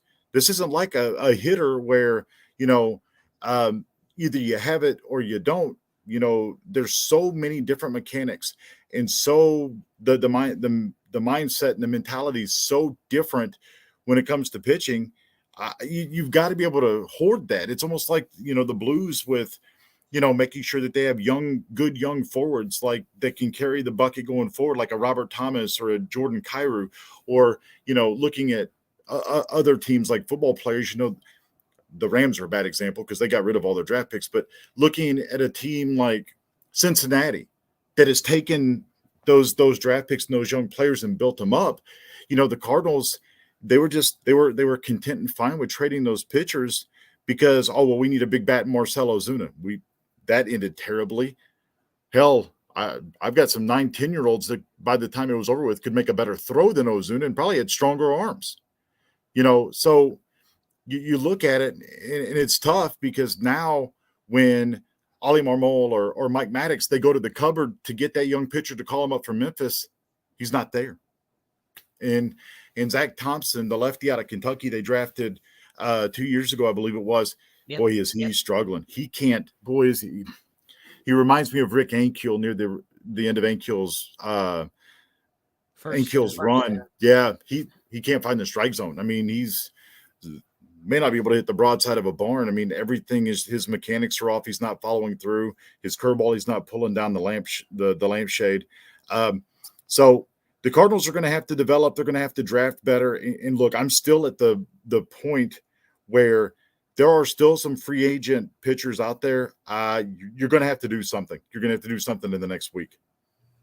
Absolutely, because there is no time to just dilly-dally around and wait, because I think the worst thing you can do, to me, doing nothing is just as bad as making bad moves. Right. Because when you're looking at the Cardinals, and I'm going to add another pitcher in there, Marco Gonzalez. I knew I was forgetting one. There's another one, Marco Gonzalez. We did get Tyler O'Neill for him, though. Right, but at the same time, I see what you're saying. Yeah. Right, and that's kind of that. It's the thing with like Luke Weaver. You end up getting Goldie, so it's like. Right. But at the same time, the Marcell Ozuna experiment was a total bust. It was a total bust. Right. It blew up right in our face, and the Cardinals can. Yeah, that's the one that really hurts. the ones that blow up right back in your face. And if Right. you are the Cardinals, you're absolutely right, James. They have 1 week to make a move. It doesn't even have to be this big, historic, blockbuster move. It just needs to be a move where, hell, here's a guy. He's 32 years old. He's played, he's pitched consecutively in all these seasons. He'll be the solid guy to fill in while Flaherty's out. You just need somebody that you can trust in there. And right now, in that rotation, the only guy I can trust to consistently stick through it is Adam Wainwright. Right. And I That's the think only one I trust. and you're right when you said it doesn't have to be a big signing. Like, look, go out and hell, why not pick up the phone and call J.A. Happ? Happ had a good season last year. They should Season have brought one. Happ. They should have brought back Happ. I was a fan. I liked the rotation that the Cardinals had going for them at the end of last season. Given the circumstances, I'm not going to lie. You got Happ, who is 38, 39. You had Lester, and I know he's retired now, but he filled in great. You had Wainwright, who was pitching like a Cy Young pitcher would. These guys had one hell of a final stretch of the season. And now you're coming in with basically the remnants of the injured reserve squad and Adam Wainwright. The mass unit. Right. So, yeah, And they got a lot of work to do and not a lot of time to do it. So, how they scored 29 runs today? They might have to do that more often because I don't see them winning many games where they score 3 or less. No, you're right. And look, the J Happ deal, I'd go out. He's going to give you innings. He's not maybe 1 year at the major league minimum, which is what, $700,000 now. That's the thing. Go out and make the deal. Because during that 17-game winning streak last year, Happ went 3-0 with an ERA under 2. He may not be able to blow. He's similar to Zach Greinke. He's not going to overpower you. He's not going to blow you away, but he's crafty enough to he's crafty enough to where you end up getting yourself out instead of him having to do it. He is a thinking man's pitcher. And you know what? Zach Greinke, he's starting opening day for the Royals. So I saw guess that. what? And Happ would be perfect for the Cardinals. Get him in there because, we already know, who's starting opening day pretty much. But at the same time, you need to get some consistent arms in that rotation. And you don't have that. You just don't. And I'm sorry, but this division... I've said this on the show. I said it to you 2 weeks ago. The discrepancy between the division where the top teams and the bottom teams are is very vast. It's a very big difference. So you got the Reds and the Pirates down here. But you got the Cubs, Brewers, and Cardinals here.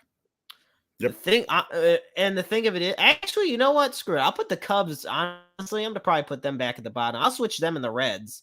Because the Cubs have just, I don't know, because the Cubs have kind of just said, bye squad, and got rid of everybody. The Reds didn't really have anybody to get rid of. So I hate everything about Chicago. I hate the Blackhawks. I hate the Cubs. I hate God. Ugh. But don't sleep on the Cubs. I have this feeling that I don't know. It's that thing where they haven't done anything. Not anything of any. They did sign the Japanese outfielder. They went and made that international signing. They haven't done anything that blows you away or knocks your socks off. But it's always that team that. Watch. Well, in the division this year, it may be the Reds. Hell, they sold everybody. They got rid of everybody, so it may be them. It could be the Reds as opposed to the Cubs. I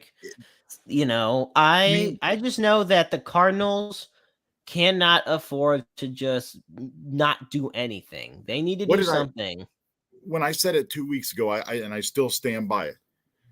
You're content with getting to October, but you've got to make the move to where you win in October.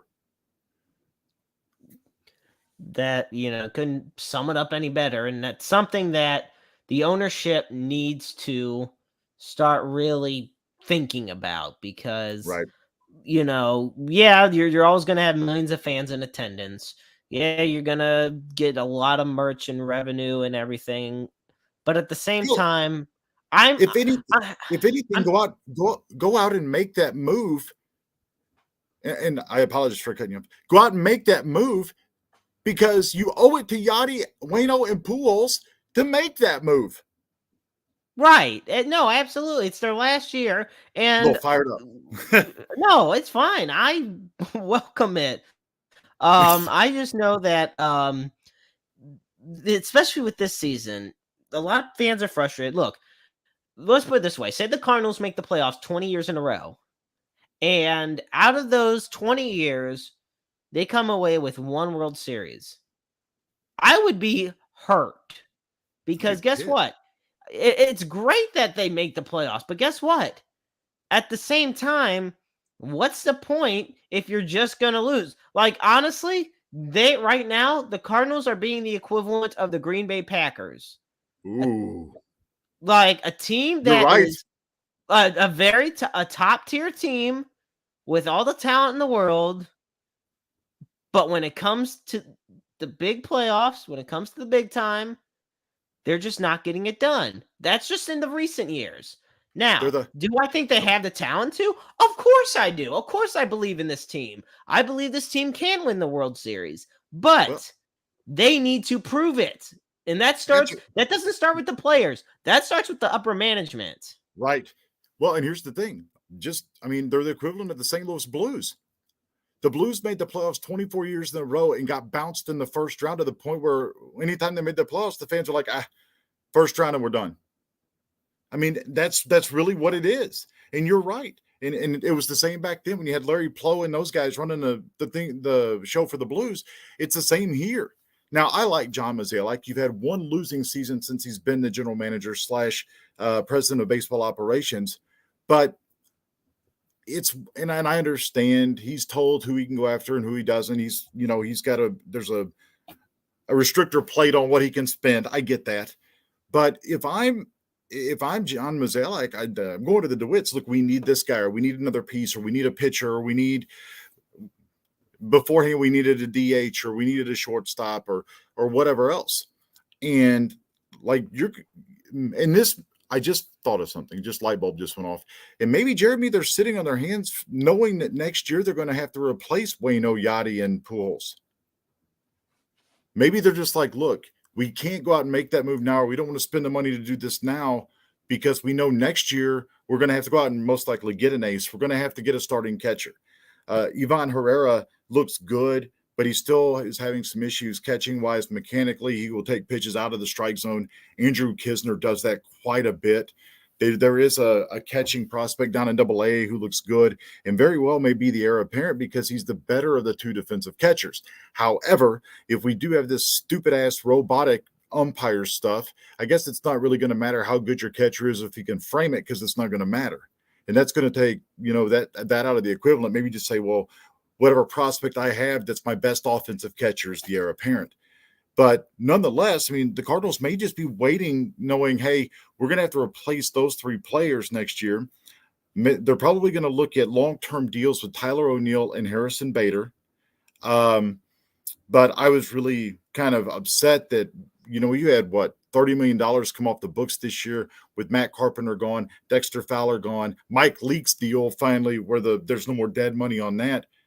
And they didn't go out and spend any other than on Steven Matz, Corey Dickerson, and Albert Pujols, and you still have a good chunk of that $30 million left.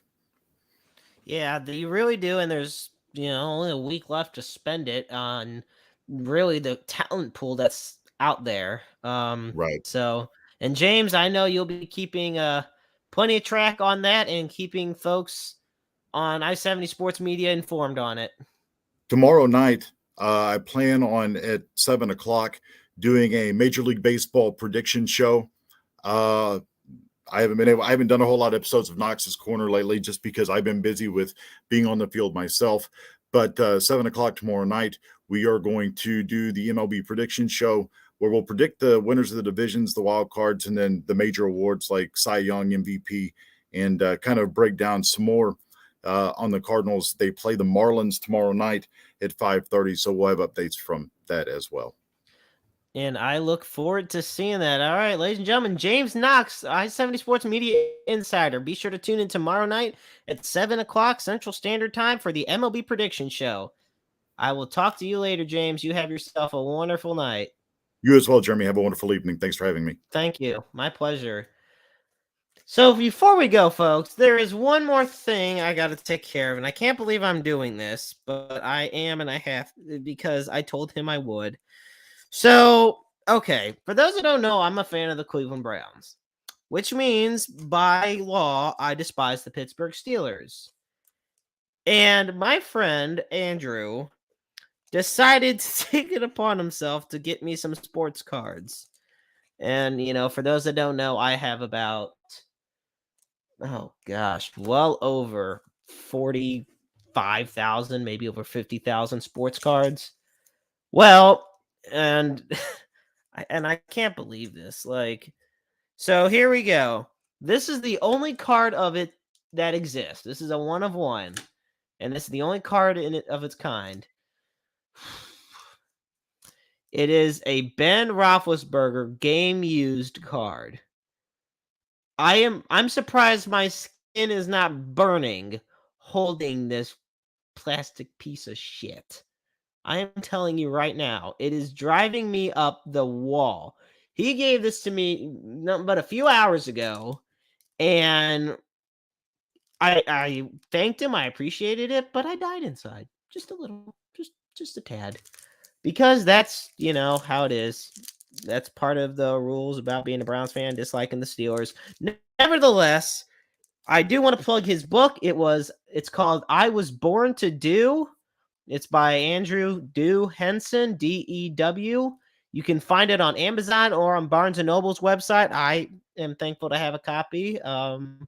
And it's a poetry book. It has a lot of great stories, poems. It's definitely a worthwhile read. It'll pull at your heartstrings, I'll tell you that right now. But it's called I Was Born to Do. And like I said, you can find it on Amazon and on Barnes & Noble's website. And hopefully you get a copy, and if you get it, you enjoy it, and you'll be thankful to know that there is no crappy Pittsburgh Steelers cards in there. So there's that. So with that, I want to thank Bob Kendrick for being on today. It has been an absolute pleasure talking with him. And of course, I always want to thank James Knox, who's a phenomenal insider, journalist, you know, podcaster. And like I said, be sure to tune in tomorrow night, 7 o'clock Central, right here on the Interstate 70 Sports Media page, where James will be talking all things for Major League Baseball this upcoming season. Who knows? There's some surprises I probably don't even know about that are going to happen. So with that, before we close, I always have to, as customary, put at the bottom of our screen the National Suicide Hotline. I put it on here every week because suicide awareness is something that means a lot to me. I think there needs to be more awareness out there. The number is 1-800-273-8255. It is 24 hours a day, 7 days a week, 365 days a year, 366 days a year on the week, on the leap years. I almost said on the week years. No. I want you to understand you are never alone. You are always loved. There's always someone out there who will listen to you, talk to you. And, you know, there's just so much more in this world. We just need a lot more love in the world that we live in today. And next week, we have a special surprise. Well, it's not really a surprise. Next week, we plan on having on our show Joe Pott from KMOX. So works with the St. Louis Cardinals. He's coming back for his 4th season with broadcasting, and I look forward to it, to having him on. So until then, folks, always remember, life is a book full of empty pages just waiting to be written in. Make your lives worth reading. This is Jeremy Karp saying goodnight.